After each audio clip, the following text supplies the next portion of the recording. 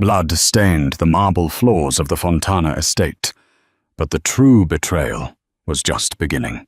When Chicago's most ruthless mafia boss woke up, supposedly blind and paralyzed, his glamorous world vanished. Only the overlooked, curvy Maid stayed behind. But she had no idea she was part of his deadly game. The Chicago underworld was a brutal machine powered by blood, extortion, and absolute loyalty. Dante Fontana, the undisputed head of the Fontana Syndicate, knew the mechanics of this machine better than anyone alive. He was a man carved from marble and violence, ruling the city's shipping ports and underground casinos with an iron fist. He wore custom suits, commanded an army of lethal enforcers, and destroyed rival families without a flicker of emotion. But even the most ruthless kings have blind spots. For Dante, his blind spot was trusting the illusion of his own invincibility. The ambush happened on a rain-swept Tuesday night outside a warehouse in the West Loop. Automatic fire from rival hitmen shattered the bulletproof glass of his armored SUV, turning the vehicle into a death trap. Dante survived the onslaught, but the narrative that hit the streets the next morning was carefully curated by his enemies. The official medical report, bought and paid for by a traitor deeply embedded within his own ranks, declared that Dante Fontana had suffered severe spinal trauma and irreversible optic nerve damage. According to the compromised doctors, the feared mafia boss was permanently paralyzed from the waist down and completely blind. When Dante woke up in the high-security medical wing of his sprawling Lake Forest estate, he kept his eyes shut. He felt the cold sting of IV needles in his arms and the suffocating silence of a fallen empire. He wiggled his toes. He could feel the fine cotton sheets. He could see the faint, rhythmic glow of the heart monitors through his eyelashes. He was entirely whole. But he knew with absolute certainty that the moment he revealed his miraculous recovery, the traitor would strike again and finish the job. He needed to flush out the rats. So Dante made a choice that required psychopathic discipline. He became a living ghost. He locked his muscles into rigid submission and stared blankly ahead, feigning utter helplessness. It did not take long for the rats to show their teeth. Vanessa Caro was the first to reveal her true face. She was his fiancée, a glamorous socialite whose family controlled the Caro smuggling ring operating out of Detroit. Their union was supposed to be a strategic merger of empires. Standing at the foot of his hospital bed, Vanessa did not shed a single tear. Dante listened closely as her designer heels clicked across the hardwood floor. She leaned over him, her perfume a suffocating cloud of synthetic roses. She waved a manicured hand aggressively in front of his unblinking eyes. When Dante did not flinch, she laughed. It was a cold, hollow sound that chilled the room. She told him he was useless now, a broken toy no longer fit to rule Chicago. She whispered maliciously that she was already making arrangements to transfer his offshore accounts to her family, effectively gutting the Fontana Syndicate from the inside. Then she walked out, leaving the bedroom door wide open, abandoning him to the dark. Within 48 hours, the sprawling estate was a ghost town. The trusted lieutenants stopped visiting, busy carving up his territory. The elite security detail thinned out, bribed or intimidated by Vanessa's new allies. The glamorous staff, the private chefs and the butlers, fled like cowards from a sinking ship. Only one person stayed. Paola Barbieri was not a woman who commanded attention in the ruthless world of the mafia elite. She was a maid, a plus-sized girl with soft, generous curves, messy brown hair, usually tied back in a hurried bun, and hands calloused from years of hard labor. Society and the syndicate elite often treated her as invisible. But Paola possessed a quiet resilience forged in the brutal fires of poverty. She was working at the estate solely to pay off her father's crippling gambling debt to the Fontana family. Before her life derailed to save her father from broken kneecaps, she had been 2 years into nursing school at Loyola University. When the professional nursing staff abandoned Dante, fearing retaliation from the rising Caro faction, Paola stepped out of the shadows. She knew the extreme danger of staying in an unprotected mafia stronghold, but her moral compass refused to let a helpless man rot in his own bed, even if that man was known as the Devil of Chicago. Paola approached Dante's bed on the 3rd day of his isolation. Dante tracked her movements through the tiny sliver of light beneath his heavy eyelids. He noticed the way she moved, careful and quiet, respecting the space. He felt the warm, damp cloth as she gently cleaned his face, washing away the dried blood and sweat the others had ignored. She did not speak to him with the sickening pity or disgust he expected. She spoke to him like a human being. She introduced herself softly, though he already knew exactly who she was. He knew every single employee in his house. He had read her background file. But he did not know the comforting warmth of her touch, or the steady, rhythmic sound of her heartbeat when she leaned close to adjust his pillows. Dante made a silent vow right then. Paola Barbieri was the perfect pawn for his ultimate test. He would push her to the absolute breaking point. He needed to know if her kindness was just a calculated mask, if she was a secret spy left behind by Vanessa to monitor his demise, or if she was truly the only loyal, untainted soul left in his crumbling kingdom. The psychological warfare began the very next morning. Dante became a monster. If he was going to test Paola, he had to be the absolute worst version of himself. When she brought him his morning coffee, gently guiding his strong hand to the warm ceramic mug, Dante violently jerked his arm. The scalding liquid flew across the room, splashing against the pristine wallpaper and narrowly missing Paola's face. The mug shattered loudly on the hardwood floor. Dante roared, staring blindly at the ornate ceiling, cursing her incompetence, calling her clumsy and worthless. He demanded to know why they had left a useless, fat maid to care for him instead of a real doctor. He waited for her to run.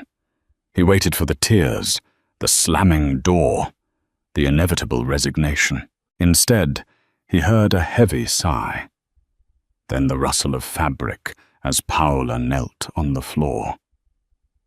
She did not yell back. She simply told him in a calm, unwavering voice to hold still so he would not get glass in his feet, completely forgetting or ignoring the fact that he was supposed to be paralyzed. She meticulously swept up the shards, her breathing steady and controlled. Dante watched her from the extreme corner of his eye. Her uniform pulled tight across her broad shoulders and full hips as she worked. In a world full of starving, surgically altered socialites, Dante found himself inexplicably drawn to the soft, undeniable strength of her form. She was not fragile like Vanessa. She was grounded. She was intensely real. For 2 grueling weeks, Dante subjected Paola to a relentless barrage of cruelty. He refused to eat the meals she prepared, forcing her to coax him for hours. He woke her up at 3 in the morning by knocking a heavy metal lamp off his nightstand, demanding ice water. He hurled insults designed to cut deep into her deepest insecurities, mocking her weight, her lowly status, and her indebted father. Every insult felt like swallowing broken glass for Dante, but the Mafia boss could not afford a single moment of weakness. Yet, Paola never broke. She absorbed his dark rage like a sponge, returning it with a calm, infuriating patience. She bathed him, she fed him, and she read to him from the financial papers, keeping him updated on the city's movements without realizing she was feeding a dormant predator, crucial intelligence for his impending war. Moreover, Paola used her abandoned nursing training to manipulate his limbs, bending his knees and massaging his calves to prevent deep vein thrombosis and muscle atrophy. Dante had to use every ounce of his psychopathic willpower to keep his massive legs entirely limp, offering zero resistance while her soft, warm hands worked expertly over his skin. It was pure, unadulterated torture, not because of the physical strain, but because of the intense, burning desire it sparked in his chest. Dante's ruthless heart began to betray his cold logic. The harsh tests were meant to push her away, but instead they pulled him under. He became deeply obsessed with her natural scent, a comforting mixture of cheap vanilla soap and clean linen. He memorized the soothing cadence of her voice. He found himself desperately anticipating the soft thud of her footsteps in the empty hallway. The ruthless king of Chicago was falling into a dark, consuming obsession for the chubby maid, but he could not reveal his hand. Not yet. The ultimate test of her loyalty arrived unannounced on a gloomy Thursday afternoon. Vanessa Caro returned to the Lake Forest estate, accompanied by 2 massive armed enforcers. Dante heard the heavy tires of their SUVs crunch on the gravel driveway. He immediately slowed his breathing, adopting his flawless catatonic state. Vanessa barged into the medical wing, her voice dripping with venom and arrogance. She demanded Paola step aside immediately. Vanessa had come for the biometric lockbox hidden behind the mahogany bookshelf, the secure vault holding the deeds to the downtown real estate and the override codes for the syndicate's offshore accounts. Paola stood her ground, planting herself firmly between Vanessa and the bed. Dante cracked his eyes just a millimeter to witness the confrontation. Vanessa sneered, looking Paola up and down with absolute, unfiltered disgust. She called Paola a pathetic, oversized cow playing nurse to a rotting corpse. She ordered Paola to hand over Dante's thumbprint to bypass the scanner, tossing a sharp surgical scalpel directly onto the bedside table. Vanessa wanted Paola to slice Dante's thumb off to access the vault. Dante's muscles coiled tight beneath the sheets like a striking viper. If Paola reached for that blade, he would snap her neck.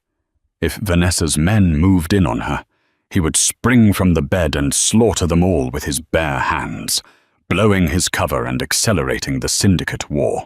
Paola looked down at the gleaming scalpel. Then she looked up at Vanessa. Without uttering a single word, Paola grabbed the scalpel and hurled it violently out the open window into the pouring rain. She planted her feet, her plus-size frame blocking the path to Dante's bed like an impenetrable fortress wall.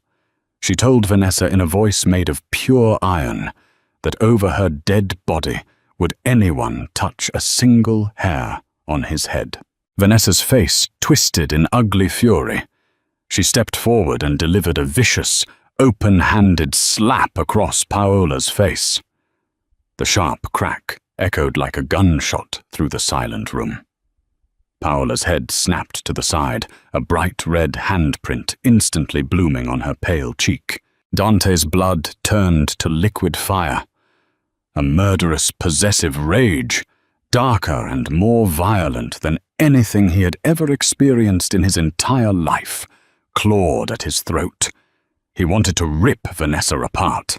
He wanted to burn the entire Caro syndicate to ash for daring to lay a finger on his maid. But Paola did not crumble, and she did not cry. She slowly turned her face back to Vanessa, a terrifying, quiet steel shining in her dark eyes. She reached into the deep pocket of her apron and pulled out a heavy, solid iron fireplace poker she had apparently concealed earlier. She gripped the weapon with both hands, stepping aggressively toward Vanessa and the armed enforcers. Paola warned them that she had locked the main estate gates from the security panel and triggered the silent alarm to the local police department before they even reached the front door. It was a bluff, a brilliant, desperate, entirely fabricated bluff, but Paola delivered it with the cold conviction of a seasoned mob boss. She told Vanessa to get out of her ward before she smashed her skull in. Vanessa, cowardly at her core and unwilling to deal with local authorities while secretly orchestrating a delicate mafia coup, backed away. She spat a final vile curse at Paola, promising to return with a small army, and stormed out with her confused men in tow. When the heavy oak front doors slammed shut downstairs, the suffocating silence returned to the master bedroom. Paola dropped the iron poker. It clattered loudly on the floorboards. She collapsed into the armchair beside Dante's bed, burying her face in her hands, her shoulders shaking violently as the massive spike of adrenaline finally faded. Dante lay perfectly still in the shadows, his heart pounding a frantic rhythm against his ribs. He had his absolute answer. Paola Barbieri was not a spy. She was a fiercely loyal, incredibly brave protector who had just risked her own life for a man she truly believed was broken, blind, and cruel. The tests were officially over. Dante Fontana had found his queen. Now it was time for the dead man to rise, and the streets of Chicago were going to run red with the blood of anyone who had ever made Paola feel invisible. The rain continued to lash against the master bedroom windows, masking the sound of Paola's ragged breathing. She sat slumped in the oversized armchair, her hands trembling as the adrenaline crashed out of her system. She stared at the floorboards, mentally preparing herself for the inevitable moment when Vanessa would return to break down the doors. Paola knew she was entirely out of her depth, a nursing school dropout playing a deadly game against seasoned cartel killers. But looking at the motionless form of Dante Fontana on the bed, she knew she would not run. Then the impossible happened. The heavy mattress creaked. It was not the subtle shift of a man adjusting his weight. It was the deliberate, muscular sound of a body rising. Paola's head snapped up. Her breath caught in her throat, choking her. Dante Fontana was sitting up, his broad chest, marked with faded scars and fresh surgical tape, rose and fell in a steady, powerful rhythm.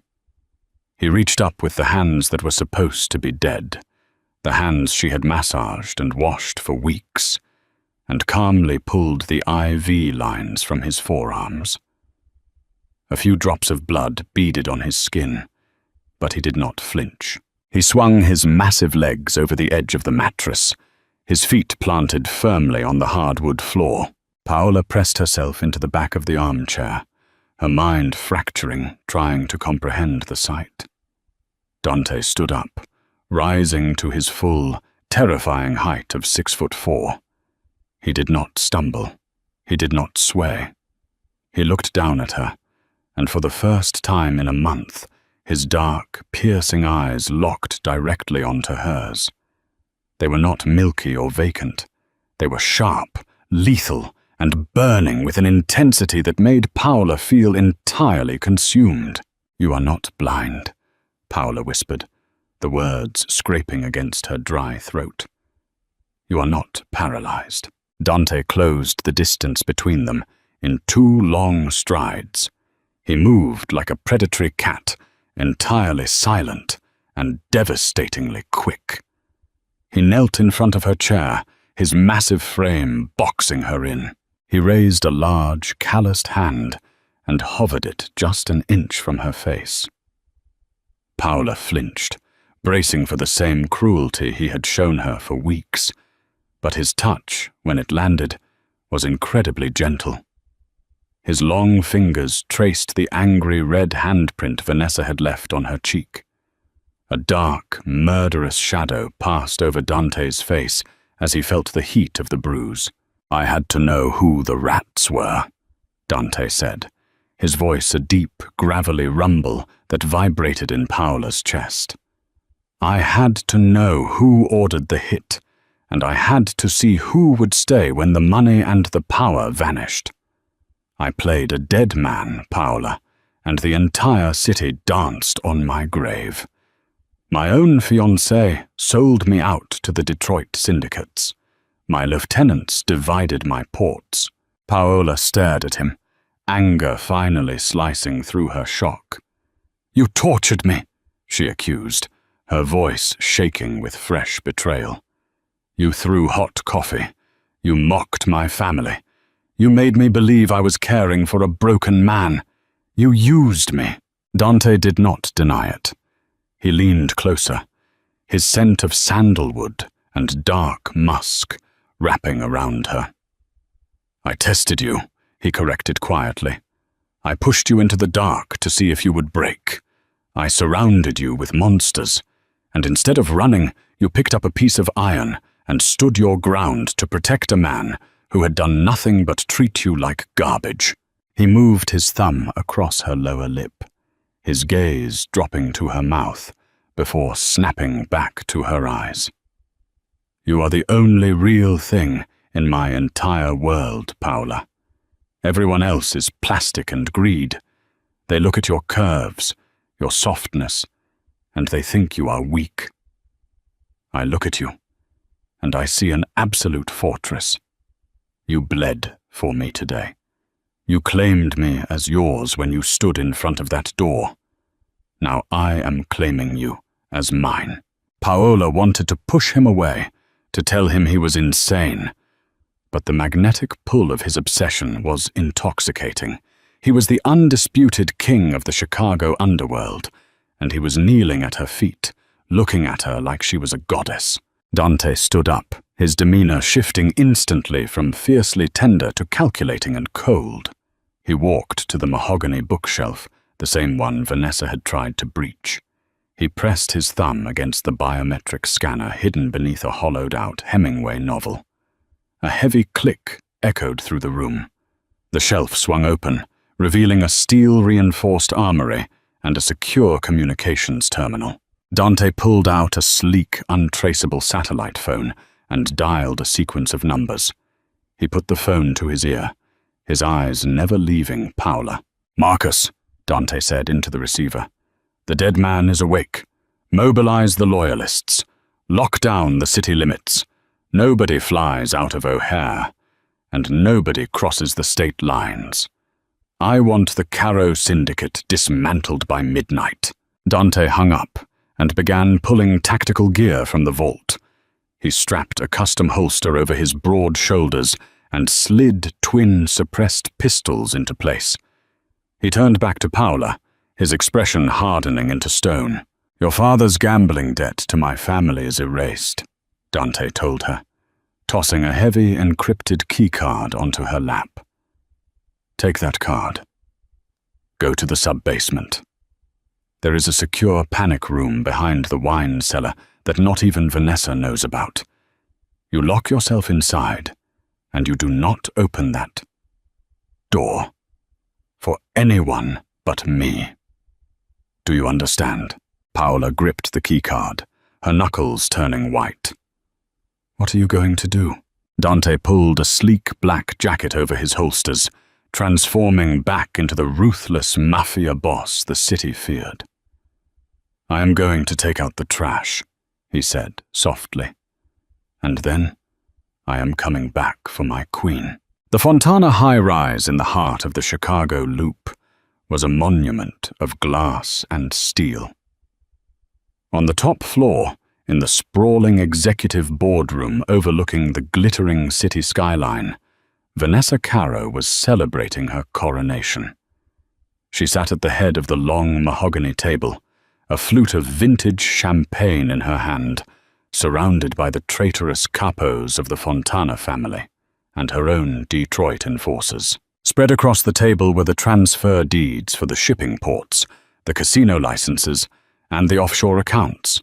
All she needed was a forged signature to finalize the hostile takeover. Vanessa laughed, a sharp, triumphant sound, as she recounted the story of the pathetic, overweight maid trying to defend the rotting vegetable back at the estate. The heavy double doors of the boardroom did not open. They shattered inward. A concussion grenade detonated in the center of the room, a blinding flash of white light and a deafening roar that shattered the floor-to-ceiling windows. The champagne flutes exploded. The capos screamed, diving for the carpet. Through the dense, acrid smoke, a figure walked into the room. Vanessa scrambled backward in her leather chair, coughing violently, her ears ringing. As the smoke cleared, the blood drained entirely from her face. Her champagne glass slipped from her fingers, shattering on the Italian marble floor. Dante Fontana stood at the head of the table.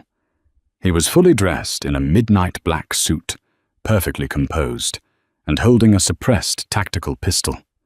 He looked like the devil incarnate. 4 of Dante's most loyal enforcers, led by the towering Marcus, swept into the room behind him, their assault rifles leveled at the Detroit men. The takeover was stopped dead in its tracks.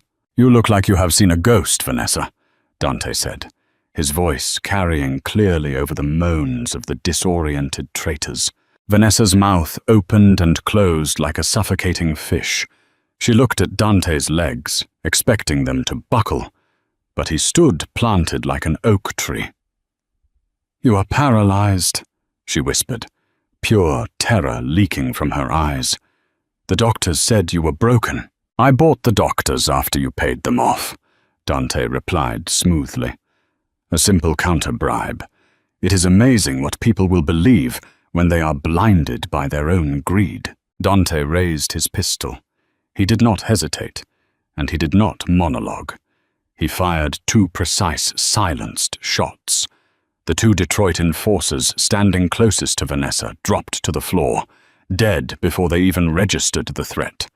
The remaining traitors threw their weapons away, falling to their knees and begging for mercy. Dante ignored them. He walked slowly around the table, his heavy footsteps echoing like a death knell. He stopped right beside Vanessa's chair. She was weeping now, her glamorous facade completely destroyed, her designer dress stained with spilled champagne and the blood of her bodyguards. "Please, Dante," she sobbed, reaching out to touch his sleeve. "It was just business. You know how this world works. We can still rule together. We can merge the families." Dante looked down at her with absolute disgust. He remembered the sharp crack of her hand striking Paola's face. He remembered the vile words she had used to describe the woman who had protected him. "You touched what is mine," Dante said softly, his voice colder than the Chicago winter. "You struck a woman who has more courage in her little finger than your entire bloodline. There will be no merger, Vanessa. There will only be a massacre." He signaled to Marcus. "Take her to the processing plant in the meat-packing district. Strip her family of every single asset they own.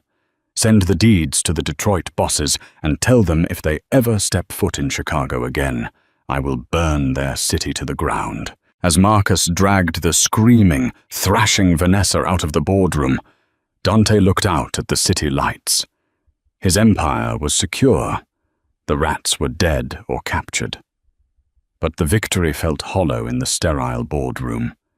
He needed to get home. An hour later, Dante descended the stone steps into the cavernous wine cellar of the Lake Forest estate. He bypassed the vintage racks and stood before the seamless steel door of the panic room. He pressed his hand to the scanner. The heavy deadbolts retracted with a mechanical clunk. He stepped inside.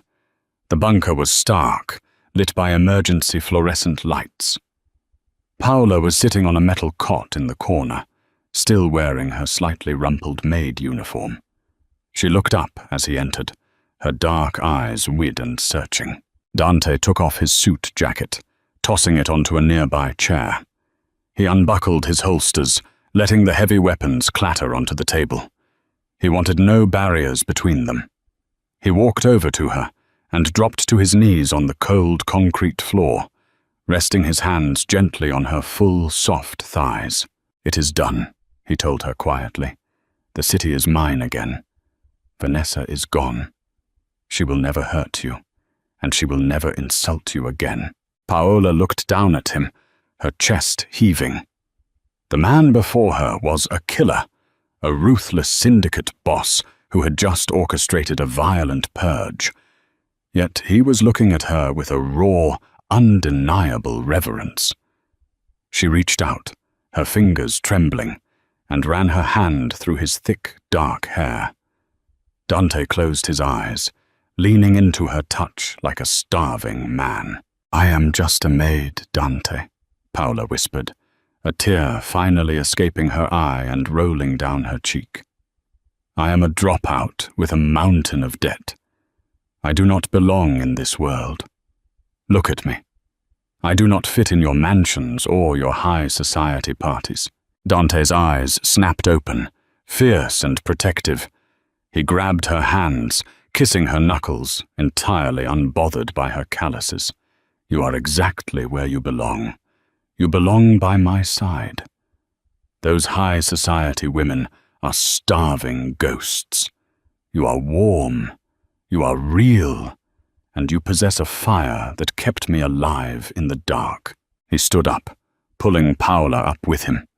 He wrapped his massive arms around her waist, pulling her generous curves flush against his hard, muscular chest. He buried his face in her neck, inhaling the scent of vanilla and clean linen that had become his only anchor to sanity. "You are no longer a maid, Paola Barbieri," Dante vowed, his lips brushing against her pulse point, sending a violent shiver down her spine. "Tomorrow, the entire city will know your name. You are the woman who saved the devil of Chicago. You are my queen, and I will destroy anyone who fails to bow." He captured her lips in a fierce, consuming kiss, sealing his promise in the dark of the bunker. The Mafia Boss had risen from the dead, but it was the overlooked, chubby Maid who had truly conquered his ruthless heart. Did Dante's brutal revenge and intense obsession give you chills? If you loved watching this powerful Mafia Boss protect his fiercely loyal, plus-size queen, hit that like button right now. Share this gripping dark romance story with your friends who love high-stakes mafia drama. Drop a comment below, telling us your favorite twist. And make sure to subscribe to the channel for more thrilling, original underworld storytelling. Turn on notifications so you never miss a video.